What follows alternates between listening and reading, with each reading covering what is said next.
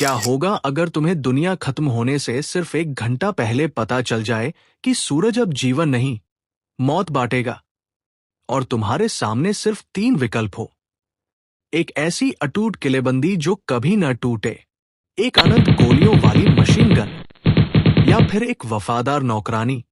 ज्यादातर लोग शायद ताकत चुनते, लेकिन मैंने सुरक्षा चुनी, क्योंकि मुझे पता था जब दुनिया जलने लगेगी तब बंदूक से ज्यादा कीमत पानी की होगी।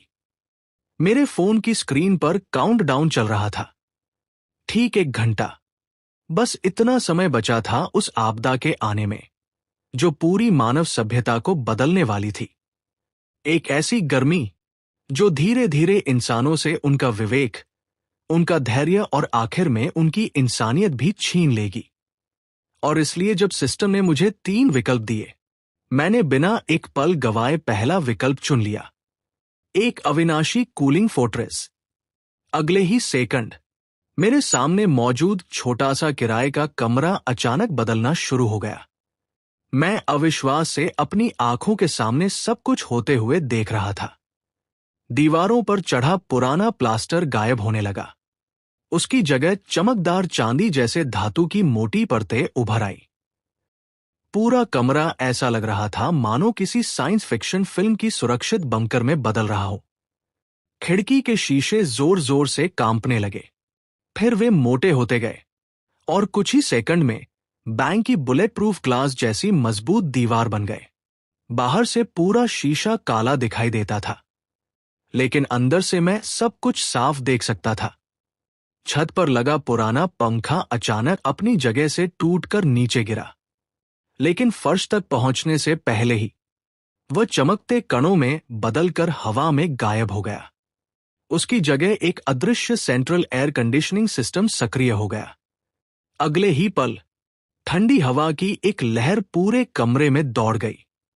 मेरे शरीर से चिपकी गर्मी मानो पल भर में खींच ली गई हो। दीवार पर लगा थर्मामीटर लगातार नीचे गिर रहा था। 30 डिग्री, 25, 22 और फिर जाकर 18 डिग्री पर स्थिर हो गया। बाहर दुनिया तप रही थी, लेकिन मेरे कमरे के अंदर ठंडी और आरामदायक हवा बह रही थी। मैंने आगे बढ़कर दीवार को छुआ। बर्फ जैसी ठंडी, लोहे से भी ज्यादा मजबूत। जब मैंने उंगलियों से उसे ठोका तो धातु जैसी भारी आवाज गूंज उठी। फिर मैंने नल खोला। साफ पानी तेजी से बहने लगा। लाइट का स्विच दबाया। पूरा कमरा दिन की रोशनी की तरह चमक उठा।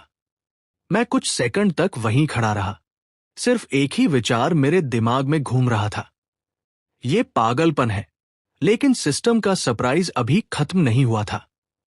जब मैंने स्टोररूम का दरवाजा खोला तो मेरी सांस अटक गई।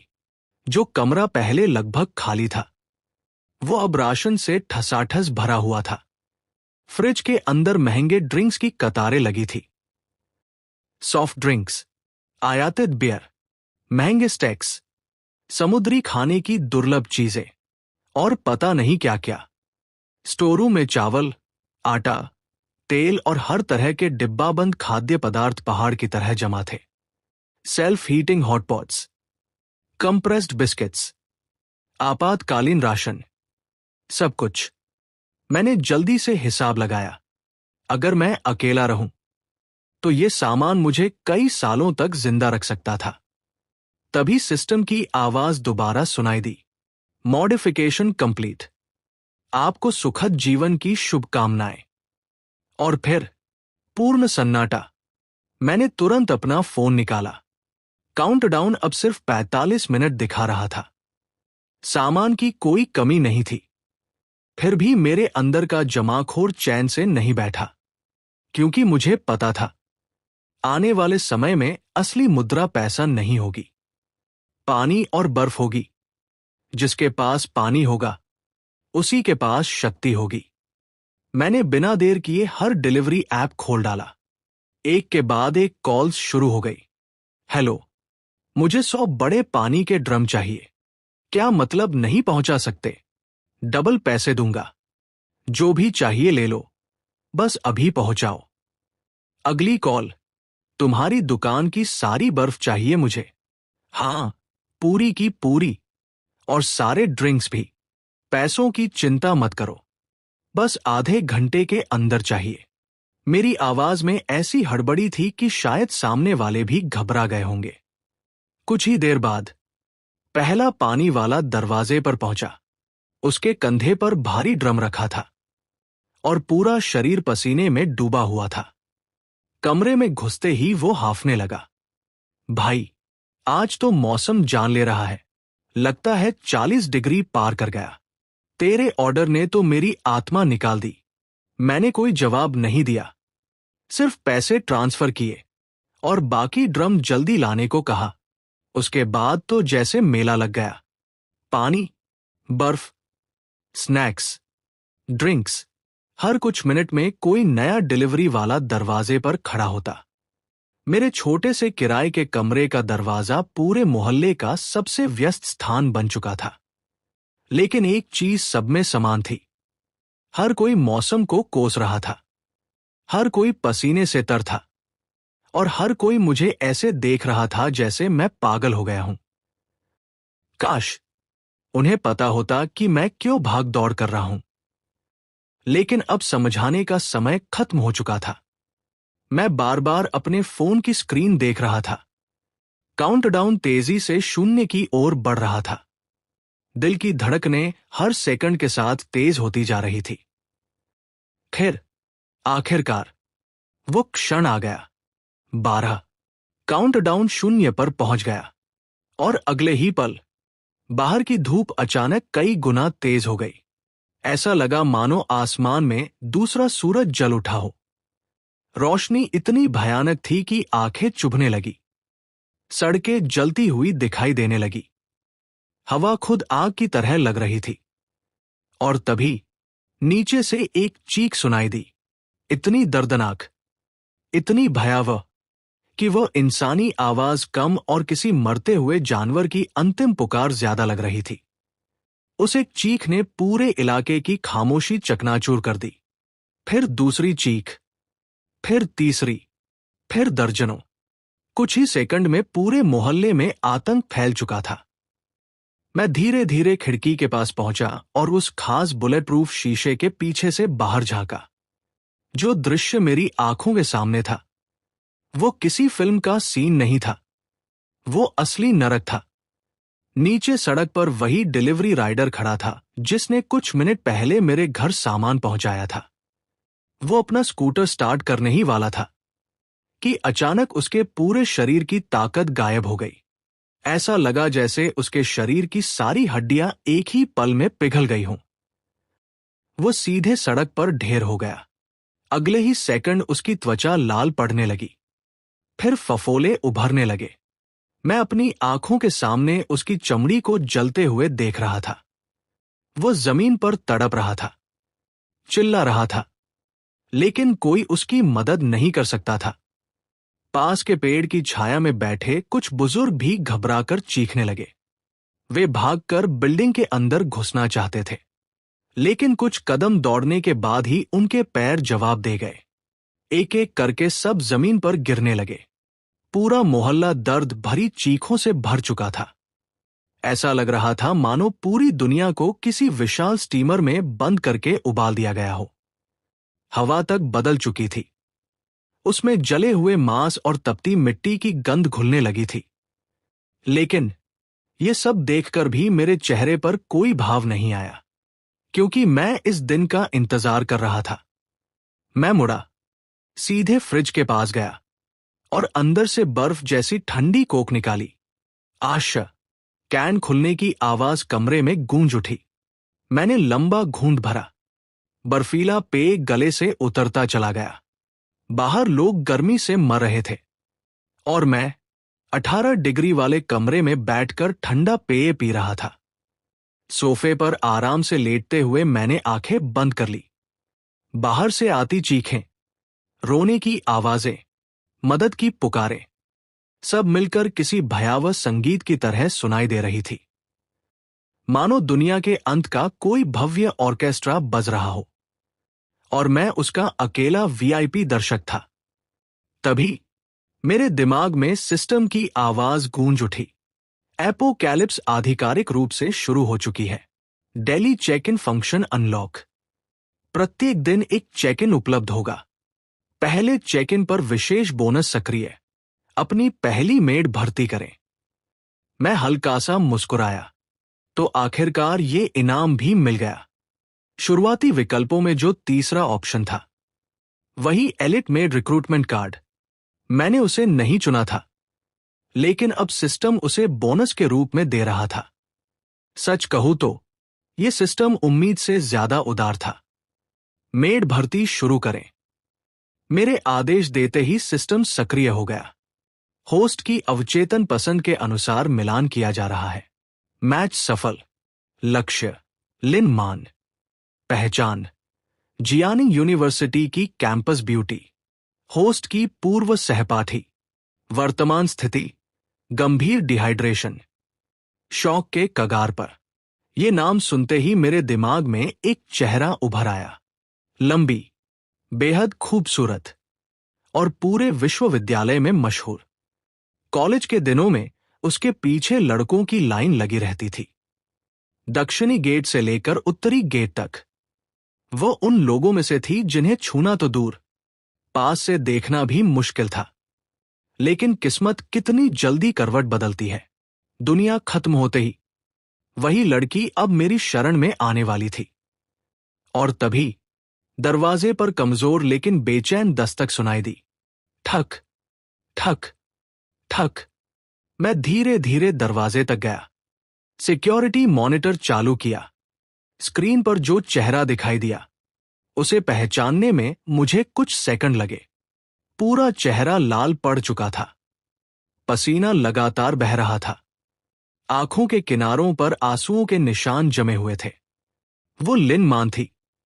उसकी महंगी ड्रेस पूरी तरह भीग चुकी थी, लेकिन इस समय किसी को उसके सौंदर्य की परवाह नहीं थी। वो बस एक मरती हुई इंसान लग रही थी। उसके होंठ फट चुके थे, सांसें बेतरतीब चल रही थी, और उसकी आंखों में सिर्फ एक चीज बची थी, जीवित रहने की इच्छा। कोई है अंदर? मदद करो, बहुत गर्मी है, मैं मर जाऊंगी।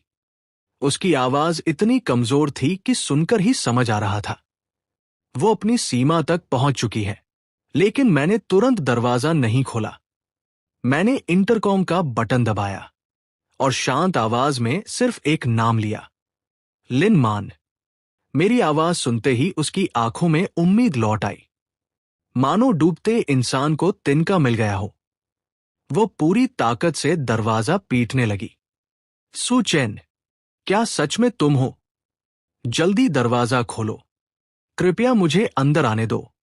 मैं तुमसे विनती करती हूं।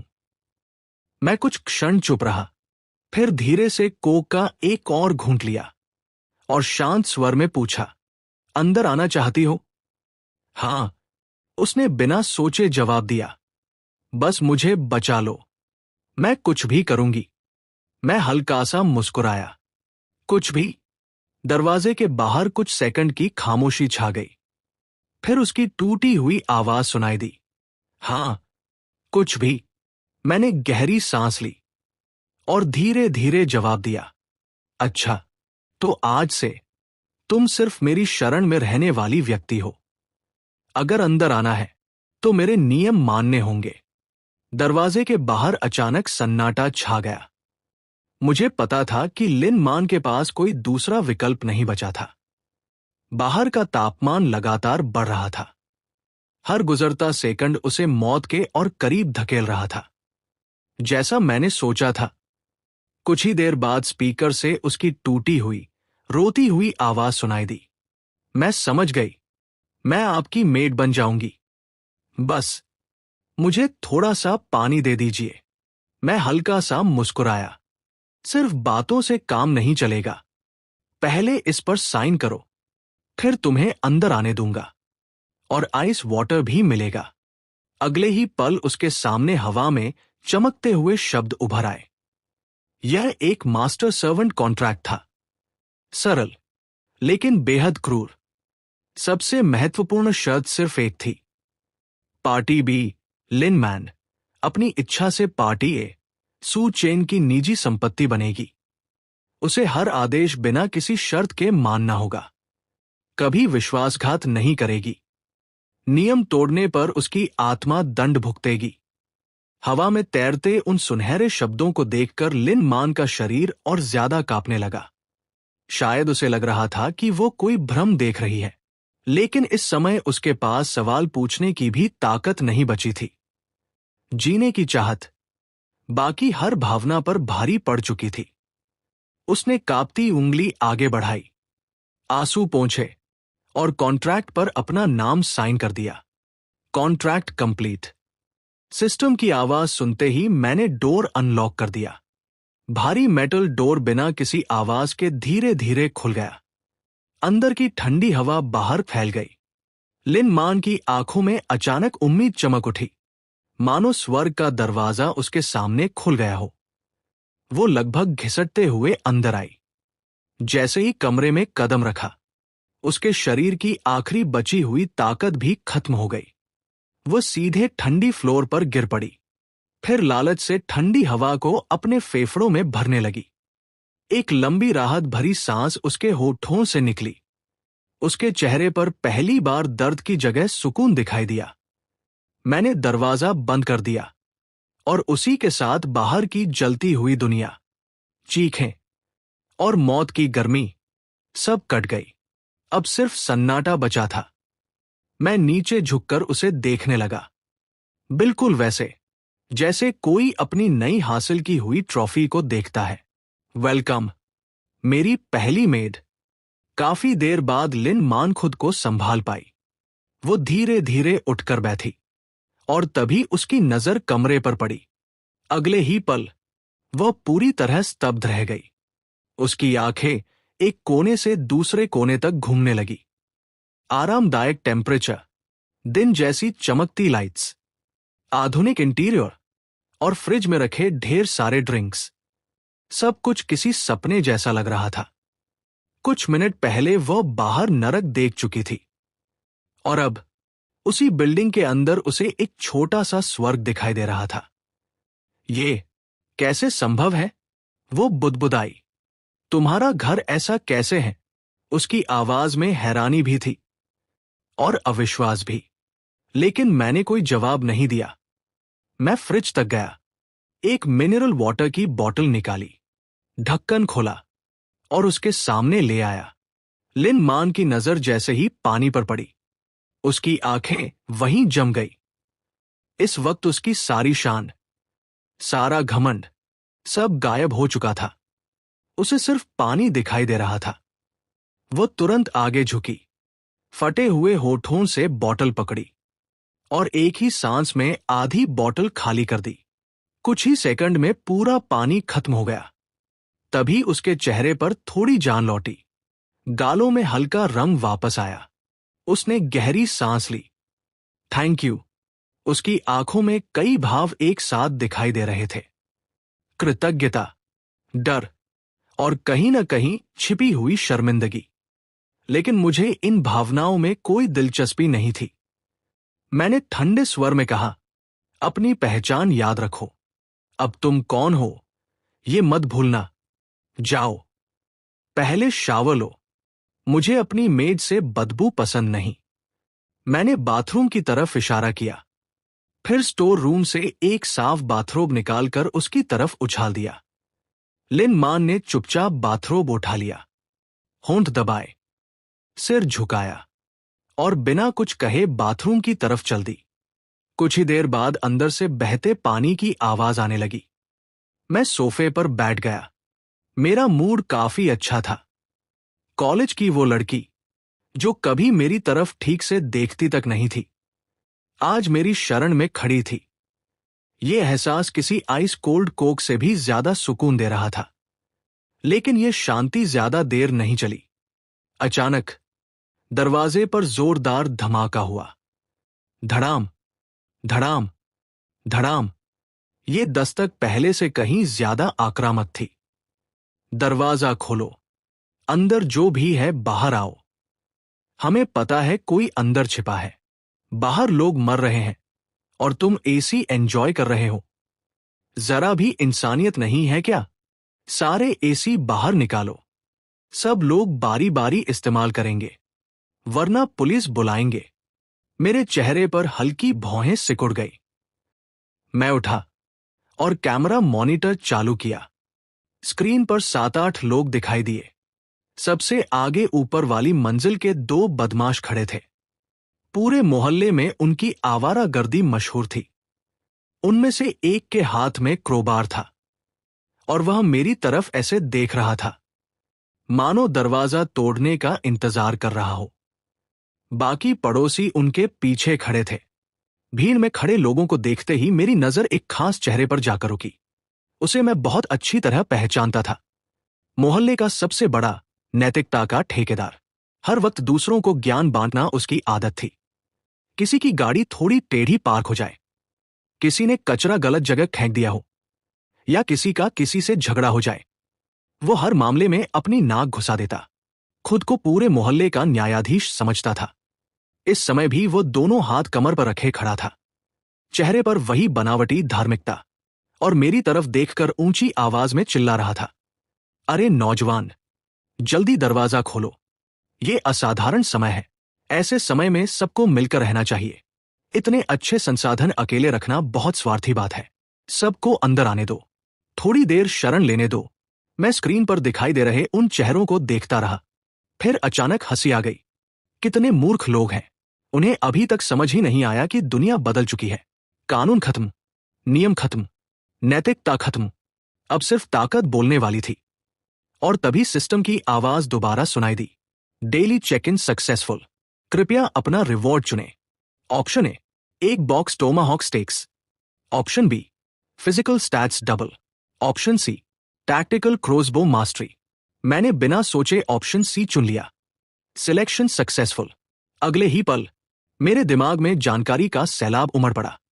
क्रोसबो की बनावट, shooting techniques, trajectory calculation, target prediction. हजारों घंटों की प्रैक्टिस जैसे एक ही सेकंड में मेरे दिमाग में भर गई। ऐसा महसूस हुआ मानो मैं सालों से क्रोसबो चला रहा हूं।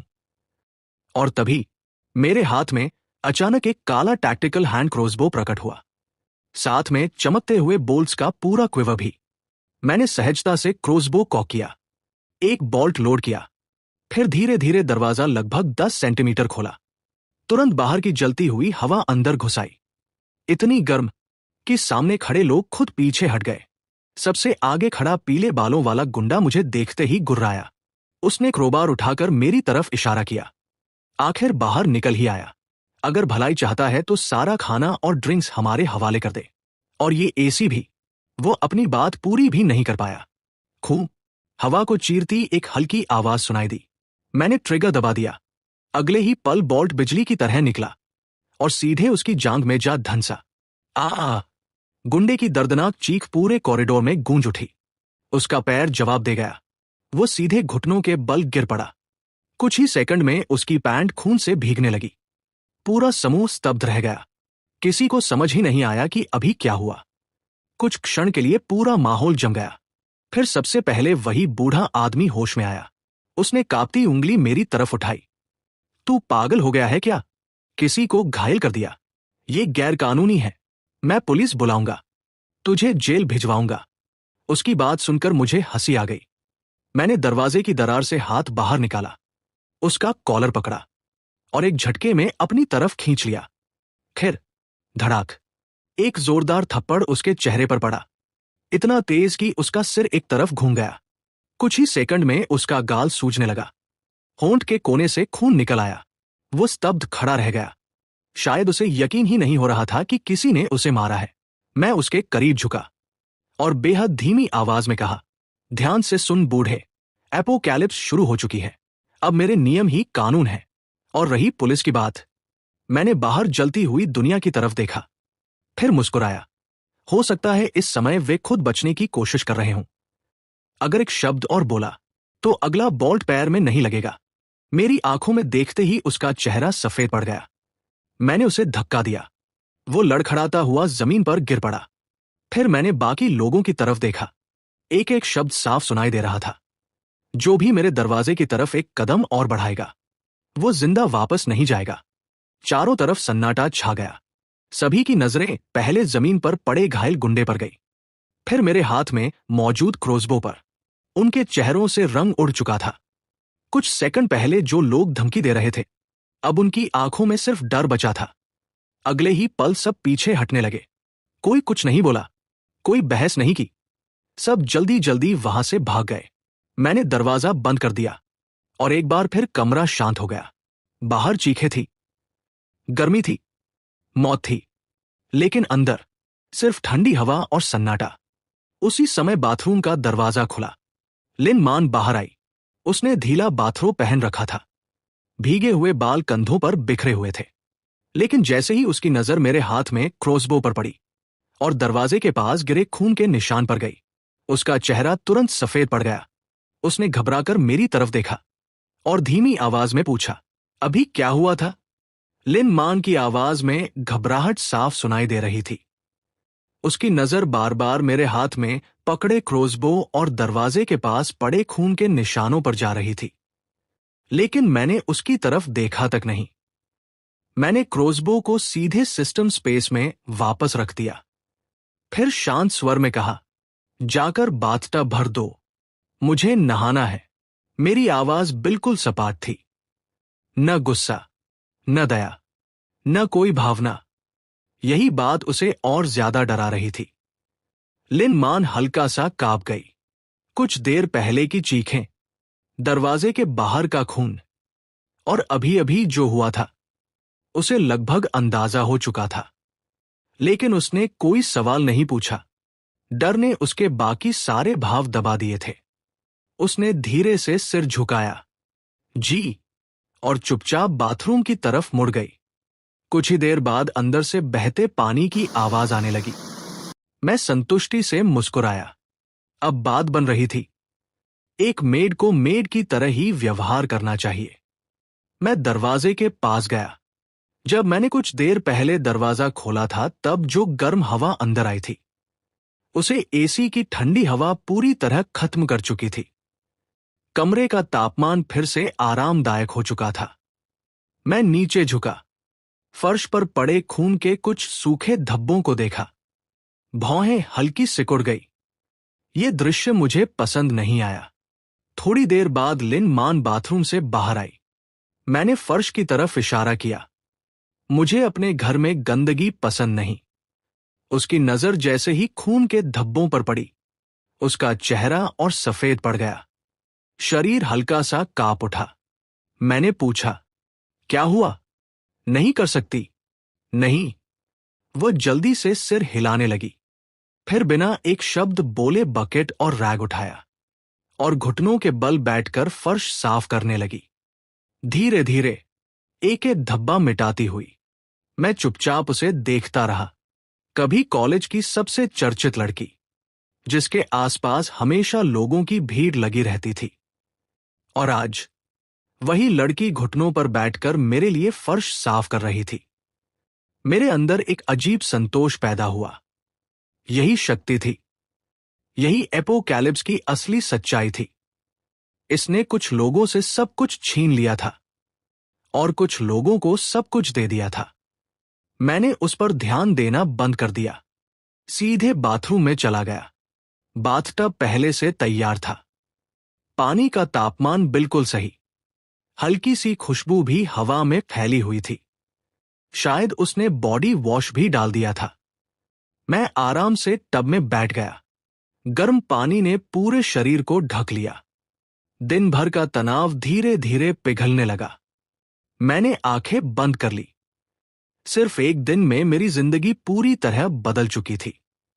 सिस्टम, हीट अपोकैलिप्स, नए रिवॉर्ड्स, नई ताकत, सब कुछ किसी सपने जैसा लग रहा था। मैंने मन ही मन अपनी उपलब्धियों का हिसाब लगाया। एक अभेद्य सेफ हाउस, पूरी तरह सुरक्षित रिसोर्सेस, एक वफादार मेड और टैक्टिकल क्रॉसबो स्किल्स।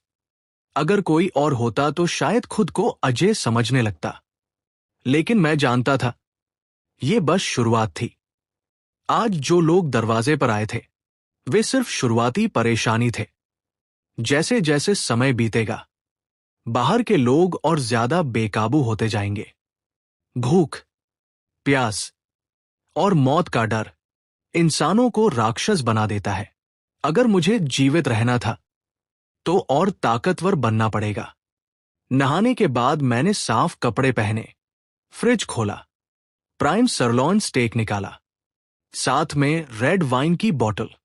किचन में जाकर इंडक्शन कुकर चालू किया। कुछ ही मिनटों में स्टेक की खुशबू पूरे कमरे में फैल गई। उधर लिन मान फर्श को इतना चमका चुकी थी कि उसमें रोशनी झलक रही थी।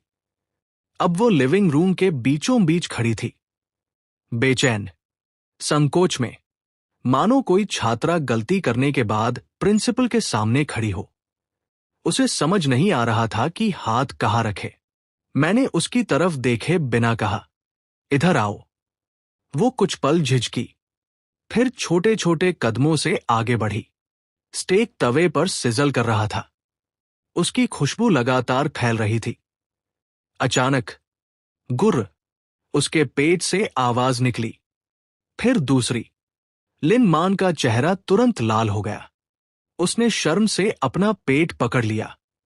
सुबह से उसने सिर्फ एक बोतल पानी पी थी, और कुछ नहीं। भूख अब साफ दिखाई दे रही थी, लेकिन मैंने कोई प्रतिक्रिया नहीं दी। मैंने आराम से स्टेक प्लेट में रखा, अपने लिए वाइन डाली, फिर डाइनिंग टेबल पर बैठकर खाना शुरू किया। नरम और रसदार स्टेक, साथ में रेड वाइन। बाहर दुनिया जल रही थी और मैं आराम से डिनर एंजॉय कर रहा था। खाना खाते हुए मैं लिन मान को देख रहा था। उसकी नजरें बार बार खाने पर जा रही थी। वह निगल रही थी, लेकिन कुछ कहने की हिम्मत नहीं जुटा पा रही थी। और यही मैं चाहता था। उसे समझना होगा, इस घर में नियम सिर्फ मेरे हैं। यहां उसका हर आराम, हर सुविधा, हर भोजन मेरी इच्छा पर निर्भर है। कुछ देर बाद मैंने खाना खत्म किया, नैपकिन से हाथ साफ किए, फिर पहली बार उसकी तरफ देखा। भूख लगी है जी? उसने तुरंत सिर हिला दिया। उसकी आंखों में उम्मीद चमक उठी। मैंने स्टोरेज रूम की तरफ इशारा किया। पहले कूड़ा बाहर फेंको, फिर ये प्लेट्स धोना, उसके बाद स्टोरेज से इंस्टेंट नूडल्स निकाल लेना, अपने लिए बना लेना। मेरी बात पूरी होते ही उसकी आंखों की चमक धीरे धीरे फीकी पड़ गई। लिन मान की नजर पहले मेरी खाली प्लेट पर गई, फिर उस स्टेक की बची हुई हड्डी पर, और आखिर में सीधे मेरी आंखों में। उसकी आंखों में नाराजगी साफ दिखाई दे रही थी, शिकायत भी थी, और थोड़ी सी नफरत भी। शायद उसके मन में सिर्फ एक ही सवाल चल रहा था। मैंने स्टेक और रेड वाइन एंजॉय की, और उसे सिर्फ इंस्टेंट नूडल्स क्यों मिले? लेकिन मैंने उसे शिकायत करने का मौका ही नहीं दिया। मैंने उसकी तरफ ठंडी नजर से देखा। अगर पसंद नहीं तो मत खाओ। बस इतने शब्द ही काफी थे। मेरी आवाज सुनते ही उसके चेहरे पर उभरी सारी नाराजगी पल भर में गायब हो गई, मानो किसी ने उस पर बर्फ का ठंडा पानी डाल दिया हो। कुछ सेकंड तक वह चुप खड़ी रही, फिर उसने बिना कुछ कहे सिर झुका लिया। आखिरकार उसने समझौता करना ही बेहतर समझा। वह चुपचाप टेबल साफ करने लगी, प्लेट्स उठाई, ग्लास हटाए, और फिर स्टोरेज रूम की तरफ चली गई। कुछ देर बाद वह बीफ फ्लेवर इंस्टेंट नूडल्स का एक पैकेट लेकर वापस आई। किचन में पानी उबलने की आवाज गूंजने लगी। उधर मैं आराम से सोफा पर बैठ गया। अब खाने से ज्यादा जरूरी एक और काम था। मैंने सिस्टम इंटरफेस खोल दिया। आज का डेली चेक इन अभी बाकी था। अगले ही पल नीले रंग की स्क्रीन मेरे सामने उभर आई। टुडेज चेक इन रिफ्रेश्ड, कृपया अपना रिवॉर्ड चुनें। मेरे सामने 3 नए ऑप्शंस दिखाई दिए। Option A 10,000 ton ice, option B S rank med recruitment order, option C physical stats 5 times increase.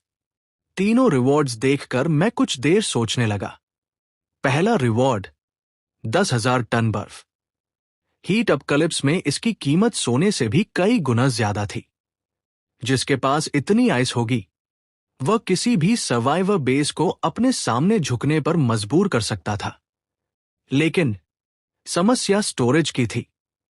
मेरा सेफ हाउस सुरक्षित जरूर था, पर इतना बड़ा नहीं। सिस्टम स्पेस भी अनलिमिटेड नहीं था। इतनी आइस रखने की जगह फिलहाल मेरे पास नहीं थी। मैंने दूसरा रिवॉर्ड देखा, S rank med recruitment order. नाम सुनते ही समझ आ गया, यह साधारण रिवॉर्ड नहीं था। अगर मुझे एक एस रैंक मेड मिल जाए तो मेरी ताकत कई गुना बढ़ सकती थी। मैंने तीनों रिवॉर्ड्स को दोबारा ध्यान से देखा। S rank med recruitment order सुनने में शानदार लग रहा था, लेकिन फिलहाल मेरे पास लिन मान पहले से मौजूद थी। अभी मुझे एक और मेड की जरूरत नहीं थी। और अगर कोई मुश्किल स्वभाव वाला इंसान समन हो गया तो उसे संभालना भी एक नई परेशानी बन जाता। अब बचा आखिरी option, physical stats 5 times increase. यही सबसे भरोसेमंद रिवॉर्ड था। सेफ हाउस कितना भी मजबूत क्यों न हो, एक दिन टूट भी सकता है। दूसरों पर कितना भी भरोसा कर लो, हालात कभी भी बदल सकते हैं। लेकिन अपनी ताकत वो कभी धोखा नहीं देती। अगर मुझे इस नई दुनिया में जिंदा रहना था तो सबसे पहले खुद को मजबूत बनाना जरूरी था। मैंने बिना हिचकिचाए कहा, ऑप्शन सी। अगले ही पल सिस्टम की आवाज गूंज उठी, सिलेक्शन सक्सेसफुल, एनहांसमेंट बिगिंस। मेरे सीने से अचानक एक गर्म ऊर्जा पूरे शरीर में फैल गई। ऐसा लगा जैसे शरीर की हर सेल नए सिरे से बन रही हो। हड्डियां और मजबूत होने लगी, मांसपेशियों में नई ताकत भरने लगी, खून पहले से कहीं तेज दौड़ने लगा। कुछ ही सेकंड में मुझे अपने शरीर का हर बदलाव महसूस होने लगा। दिल की धड़कन पहले से कहीं ज्यादा साफ सुनाई दे रही थी। हवा में उड़ती धूल तक महसूस हो रही थी। मैंने मुट्ठी भींची, टक टक, जोड़ों से तेज आवाज आई। ऐसा लग रहा था जैसे अब एक ही मुक्के में किसी बड़े जानवर को भी गिरा सकता हूं। यह ताकत वाकई अविश्वसनीय थी। उसी समय किचन से लिन मान बाहर आई। उसके हाथ में इंस्टेंट नूडल्स का गर्म बॉल था, लेकिन मुझे देखते ही वो ठिठक गई। उसके हाथ लगभग कांप गए। तुम्हें क्या हो गया? मैंने कोई जवाब नहीं दिया, बस हल्की मुस्कान के साथ उसकी तरफ देखा। उसे शायद समझ आ गया था कि कुछ ही पलों में मेरी ताकत पहले से कई गुना बढ़ चुकी है। वो अनजाने में एक कदम पीछे हट गई। मैंने उसके हाथ से नूडल्स का बॉल लेकर टेबल पर रख दिया। फिर शांत स्वर में कहा, इस घर में अब सिर्फ एक ही नियम है, हर काम अनुशासन से होगा। लिन मान ने घबराकर मेरी तरफ देखा। लेकिन हम तो क्लासमेट्स हैं। मैं हल्का सा हंसा। क्लासमेट? वो दुनिया अब खत्म हो चुकी है। मैंने खिड़की की तरफ इशारा किया। बाहर देखो, 60 डिग्री से ज्यादा तापमान। लोग पानी की एक बोतल के लिए एक दूसरे की जान लेने को तैयार हैं। अब सिर्फ मौसम ही खतरनाक नहीं है, इंसानों का लालच उससे भी ज्यादा खतरनाक बन चुका है। मैं कुछ पल रुका, फिर शांत आवाज में बोला, अगर अभी इस सेफ हाउस से बाहर निकलो तो शायद 10 मिनट भी सुरक्षित नहीं रह पाओगी। मेरी बात सुनकर लिन मान पूरी तरह चुप हो गई। लिन मान ने मेरी उंगली जिस दिशा में इशारा कर रही थी उधर देखा। खिड़की के बाहर का दृश्य साफ दिखाई नहीं दे रहा था, लेकिन बाहर से लगातार आती चीखें, मदद की पुकार और अफरा तफरी की आवाजें उसे हर पल याद दिला रही थी कि बाहर की दुनिया अब पहले जैसी नहीं रही। वो कुछ नहीं बोली, बस चुपचाप खड़ी रही। उसके कांपते हाथ बता रहे थे कि वह अभी भी डरी हुई है। कमरे में कुछ देर तक पूरी खामोशी छाई रही। मैं वापस सोफे पर बैठ गया, टेबल पर रखा नूडल्स का बॉल उठाया। अब तक नूडल्स थोड़े ठंडे हो चुके थे। मैं आराम से खाना खाने लगा। कुछ देर बाद मैंने बिना उसकी तरफ देखे कहा, यहां रहना है तो इस घर के नियम मानने होंगे। अगर नहीं तो फैसला तुम्हारा है। इसके बाद मैंने कोई बात नहीं की। पूरे कमरे में सिर्फ दो आवाजें गूंज रही थी, मेरे नूडल्स खाने की और बाहर से आती दूर दूर की चीखों की। समय धीरे धीरे बीतता गया। मैंने आखिरी कौर खाया, बॉल टेबल पर रखा और एक लंबी सांस ली। लिन मान ने धीरे से अपनी आंखों के आंसू पोंछे, फिर शांत कदमों से मेरी तरफ आई।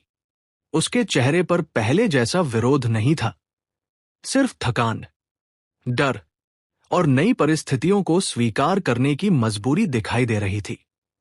उसे आखिरकार समझ आ चुका था कि अब उसकी जिंदगी पूरी तरह बदल चुकी है। उसी समय दरवाजे के बाहर से किसी महिला की घबराई हुई आवाज सुनाई दी। सुचैन, क्या तुम अंदर हो? उस आवाज में घबराहट भी थी और उम्मीद भी। मैंने सिक्योरिटी मॉनिटर चालू किया। स्क्रीन पर एक महिला दिखाई दी। वो बुरी तरह थकी हुई थी। प्यास और गर्मी ने उसकी हालत खराब कर दी थी। जैसे ही उसे एहसास हुआ कि मैं अंदर हूं, उसकी आंखों में उम्मीद लौट आई। कृपया मेरी मदद करो, मैंने शांत स्वर में जवाब दिया। मुझे सिर्फ भरोसेमंद लोग चाहिए। खाली वादों से काम नहीं चलेगा। मेरी बात खत्म होते ही सिस्टम सक्रिय हो गया। हवा में एक चमकती हुई वर्चुअल स्क्रीन दिखाई दी। वही मास्टर द सर्वेंट कॉन्ट्रैक्ट जो पहले भी सामने आ चुका था। महिला ने कुछ पल उस स्क्रीन को देखा। उसके चेहरे पर हैरानी साफ दिखाई दे रही थी, लेकिन बाहर की हालत देखकर उसे फैसला लेने में ज्यादा समय नहीं लगा। उसने कांपते हाथ से आगे बढ़कर वर्चुअल कॉन्ट्रैक्ट पर अपना नाम दर्ज कर दिया और उसी पल सिस्टम की आवाज पूरे कमरे में गूंज उठी। Contract accepted. सिस्टम की आवाज एक बार फिर मेरे दिमाग में गूंज उठी। Contract successfully signed. Made China. Loyalty 25। Status trainable. मैं कुछ पल के लिए चौंक गया। चाइना की शुरुआती लॉयल्टी लिन मैन से 15 पॉइंट ज्यादा थी। शायद अपनी बेटी को बचाने की मजबूरी ने उसके मन की सारी झिझक खत्म कर दी थी, या फिर जिंदगी के अनुभव ने उसे हालात को जल्दी स्वीकार करना सिखा दिया था। जो भी वजह हो, ये मेरे लिए फायदेमंद था। कॉन्ट्रैक्ट पूरा होते ही मैंने दरवाजा खोल दिया। चाइना अपनी छोटी बेटी को सीने से लगाए लड़खड़ाते हुए अंदर आई। उसके कदमों में अब बिल्कुल ताकत नहीं बची थी। जैसे ही वो कमरे के अंदर पहुंची, धड़ाम, वो सीधे फर्श पर गिर पड़ी। मैंने तुरंत दरवाजा बंद कर दिया। बाहर की जलती हुई हवा, चीखें और अफरातफरी सब फिर से उस मोटे मेटल डोर के बाहर ही रह गई। चाइना ने मुश्किल से सिर उठाया। उसकी आवाज कांप रही थी। पानी, कृपया, और मेरी बेटी के लिए दवा। मैंने तुरंत जवाब नहीं दिया। सबसे पहले मेरी नजर उसकी बेटी पर गई। छोटी सी बच्ची, ज्यादा से ज्यादा 5 या 6 साल की। उसका चेहरा तेज बुखार से लाल पड़ चुका था। सांसें बहुत तेज चल रही थी। वो लगभग बेहोशी की हालत में थी। मैंने उसके माथे पर हाथ रखा। तापमान असामान्य रूप से ज्यादा था। मैंने तुरंत स्थिति समझ ली। तेज बुखार और गंभीर डिहाइड्रेशन। चाइना की आंखों से आंसू बहने लगे। दोपहर से इसकी हालत ऐसी ही है। मैं कुछ नहीं कर पाई।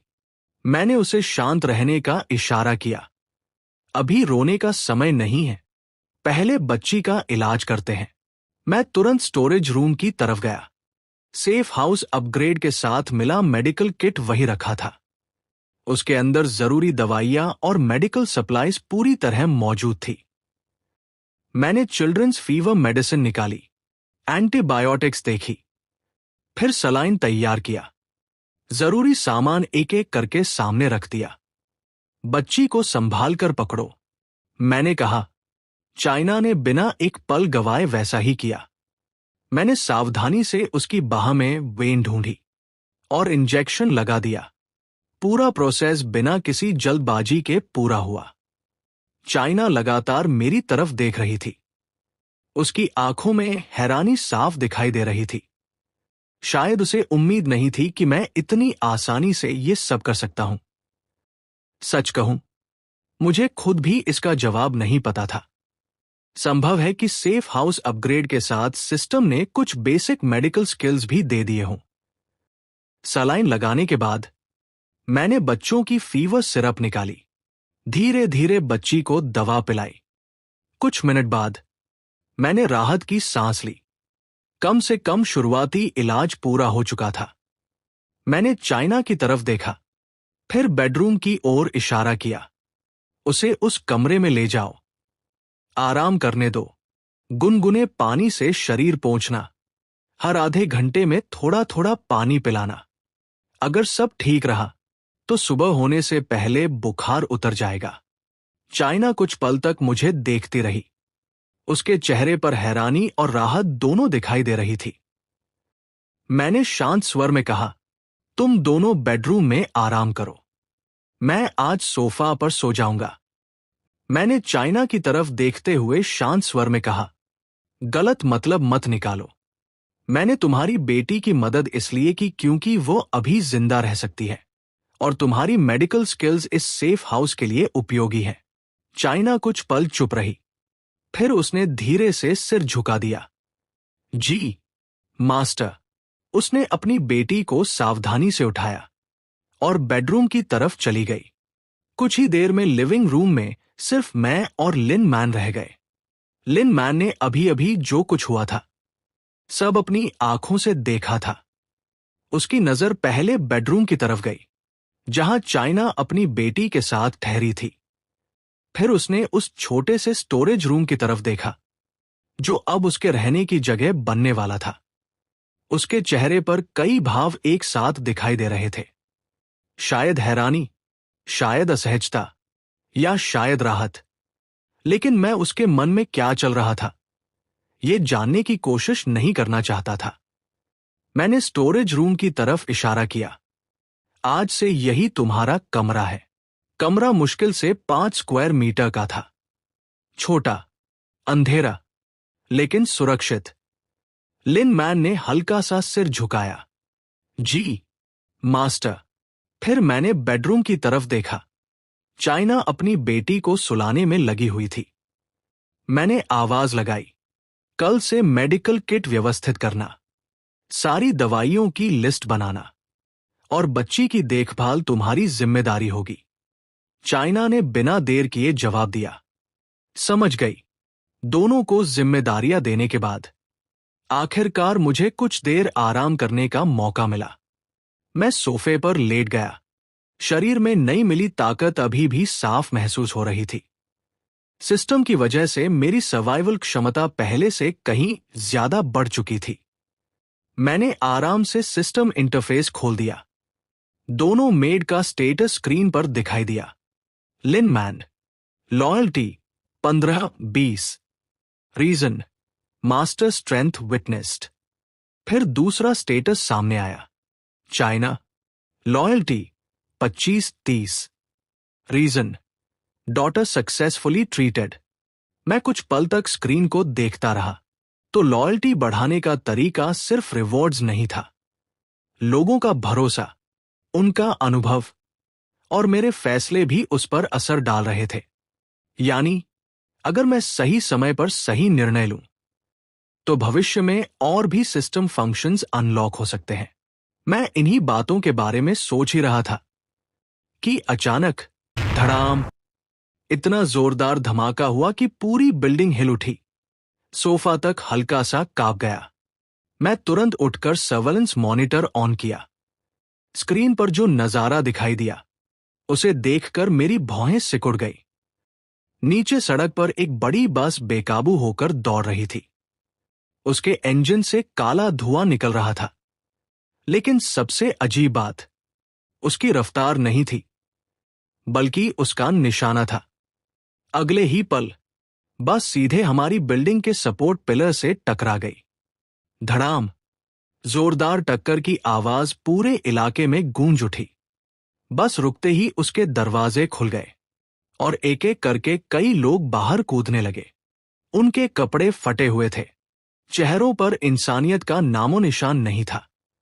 हर किसी के हाथ में कोई न कोई हथियार था। किसी के पास स्टील पाइप, किसी के पास फायर एक्स, तो किसी के हाथ में बड़ी मचुटी। लेकिन सबसे खतरनाक उनका लीडर था, एक विशालकाय गंजा आदमी।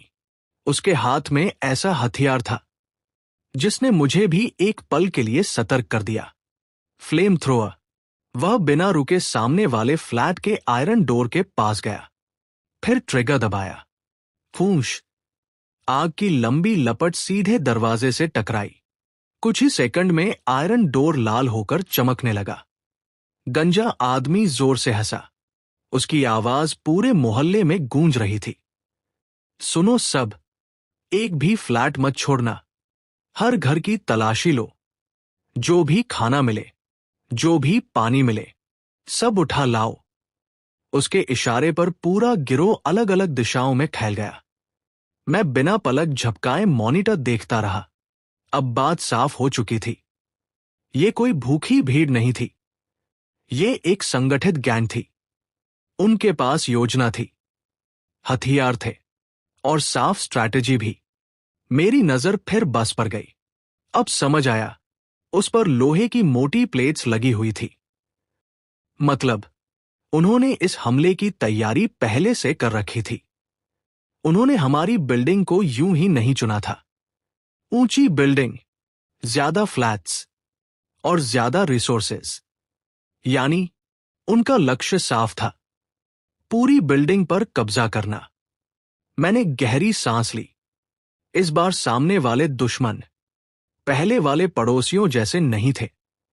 ये लोग बिना सोचे समझे हमला करने वाले नहीं लग रहे थे। उसी समय धमाके की आवाज सुनकर लिन मैन और चाइना भी अपने कमरों से बाहर आ गई। दोनों के चेहरों पर डर साफ दिखाई दे रहा था। लिन मैन ने घबराकर पूछा, मास्टर, बाहर क्या हो रहा है? चाइना ने भी चिंतित नजरों से मॉनिटर की तरफ देखा। मॉनिटर की स्क्रीन देखते ही लिन मैन और चाइना दोनों के चेहरों का रंग उड़ गया। स्क्रीन पर वही गंजा लीडर दिखाई दे रहा था। उसने फ्लेम थ्रोअर सीधे एक फ्लैट के आयरन डोर पर तान रखा था। अगले ही पल आग की तेज लपटें दरवाजे से टकराई। कुछ ही सेकंड में लोहे का दरवाजा लाल पड़ने लगा। फिर पूरा गिरोह सीढ़ियों की तरफ बढ़ गया। लिन मैन की आवाज कांप उठी, अगर ये लोग यहां तक आ गए तो? चाइना ने डर के मारे खुद को कसकर पकड़ लिया। उसके हाथ लगातार कांप रहे थे। मैंने दोनों की तरफ देखा और शांत स्वर में कहा, डरने से कुछ नहीं होगा। ये सिर्फ हथियारबंद गुंडे हैं। बाहर से देखने पर मैं बिल्कुल शांत लग रहा था, लेकिन दिमाग पूरी रफ्तार से काम कर रहा था। सेफ हाउस मजबूत जरूर था, पर फ्लेम थ्रोअर जैसी चीज के सामने वो कितनी देर टिकेगा? इसका जवाब मेरे पास भी नहीं था। सबसे बड़ी चिंता कुछ और थी। अगर इस गैंग को मेरे सेफ हाउस का पता चल गया, तो चाहे वे अंदर घुस पाए या नहीं, मुसीबत यही खत्म नहीं होगी। वे बार बार लौट कर आएंगे, और मैं ऐसा बिल्कुल नहीं चाहता था। मैंने गहरी सांस ली। सीधी लड़ाई सबसे खराब विकल्प थी। मेरे शरीर की ताकत कई गुना बढ़ चुकी थी। क्रोसबो चलाने की स्किल भी बेहतरीन थी। लेकिन सामने पूरा गैंग था। उनके पास संख्या भी थी और फ्लेम थ्रोअर जैसा खतरनाक हथियार भी। सीधे मुकाबले में जीत की कोई गारंटी नहीं थी।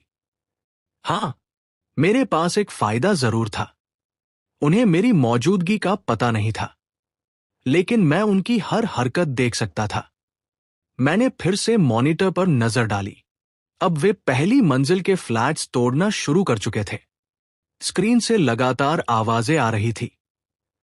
लोगों की चीखें, मदद की पुकार, दरवाजे टूटने की आवाज और उन गुंडों की डरावनी हंसी। पूरा अपार्टमेंट किसी डरावने नाइटमेयर में बदल चुका था। चाइना ने कांपते हुए अपना मुंह ढक लिया। उसकी आंखों से आंसू बहने लगे।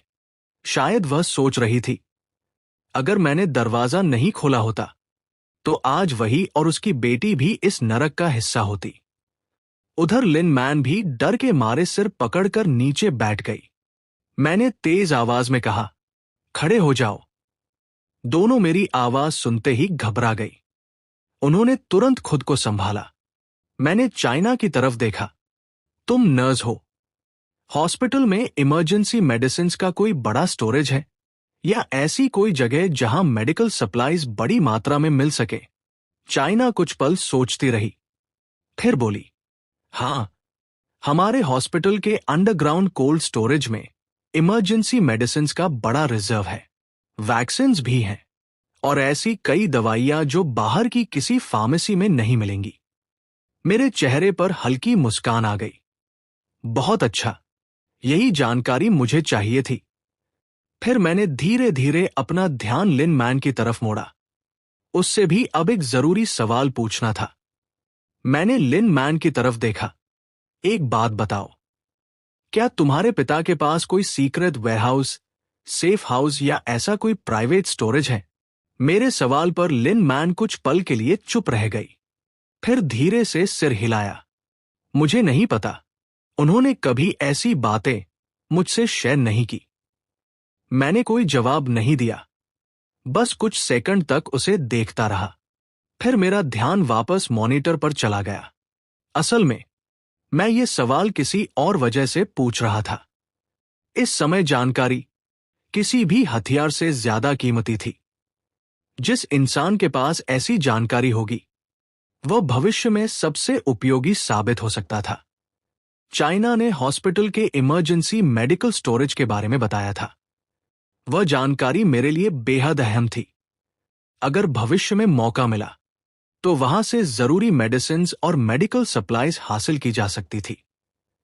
जहां तक लिन मैन की बात थी, उसके परिवार के पास अगर कोई अतिरिक्त रिसोर्सेज या सुरक्षित जगह हुई तो वह भी आगे चलकर काम आ सकती थी।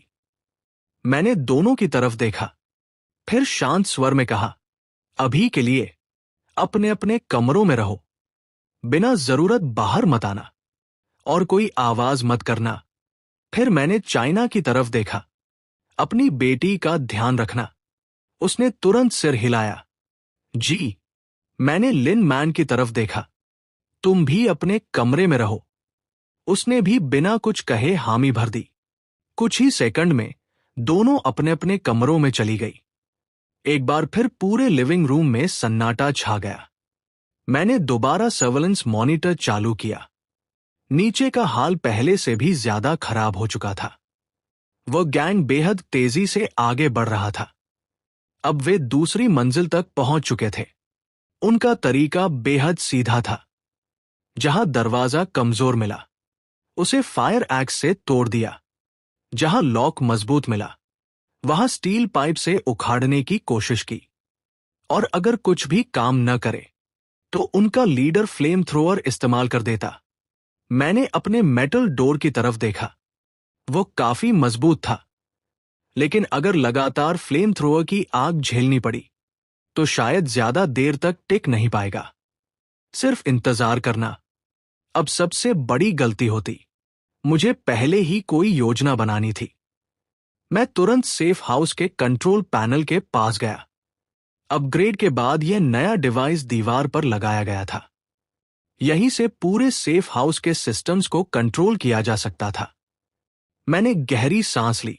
मैं सीधे सेफ हाउस के कंट्रोल पैनल के सामने जाकर रुक गया। स्क्रीन पर पूरे बेस का ब्लूप्रिंट खुल गया। हर सिस्टम साफ दिखाई दे रहा था।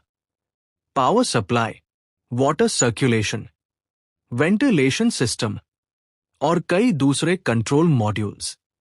मैं एक एक सेक्शन ध्यान से देखने लगा। अचानक मेरी नजर वेंटिलेशन सिस्टम पर जाकर रुक गई। सेफ हाउस की वेंटिलेशन पूरी तरह इंडिपेंडेंट थी। एयर इनटेक और एयर एग्जॉस्ट दोनों ही दीवारों के अंदर इस तरह छिपे हुए थे कि बाहर से कोई उनका पता नहीं लगा सकता था। लेकिन एक छोटी सी डिटेल ने मेरा ध्यान खींच लिया। यह सिस्टम अभी भी बिल्डिंग के मेन वेंटिलेशन शाफ्ट से जुड़ा हुआ था। बस यही मुझे एक आइडिया आया। मेरे दिमाग में धीरे धीरे पूरी स्ट्रैटेजी तैयार होने लगी। मैंने बिना देर किए सिस्टम इंटरफेस खोल दिया। मन ही मन कहा, सिस्टम, डेली चेक इन। अगले ही पल स्क्रीन चमक उठी। Today's check in successful, please choose your reward. मेरे सामने 3 नए ऑप्शंस दिखाई दिए।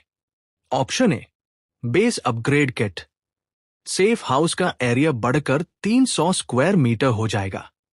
साथ ही एक छोटा इकोलॉजिकल एरिया भी अनलॉक होगा। Option B, aura concealment skill. एक ऐसी स्किल जो मेरी मौजूदगी को पूरी तरह छिपा सकती थी। मेरी सांस, मेरी हार्ट बीट, यहां तक कि शरीर की हीट भी महसूस नहीं होगी। Option C, high explosive grenades. पूरे 24 ग्रेनेड्स का एक बॉक्स। मैं कुछ पल तक तीनों रिवॉर्ड्स को देखता रहा।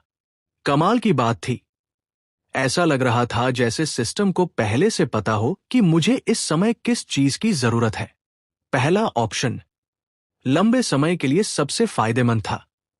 अगर सेफ हाउस 300 स्क्वायर मीटर तक बढ़ जाए तो सर्वाइवल कहीं आसान हो जाती।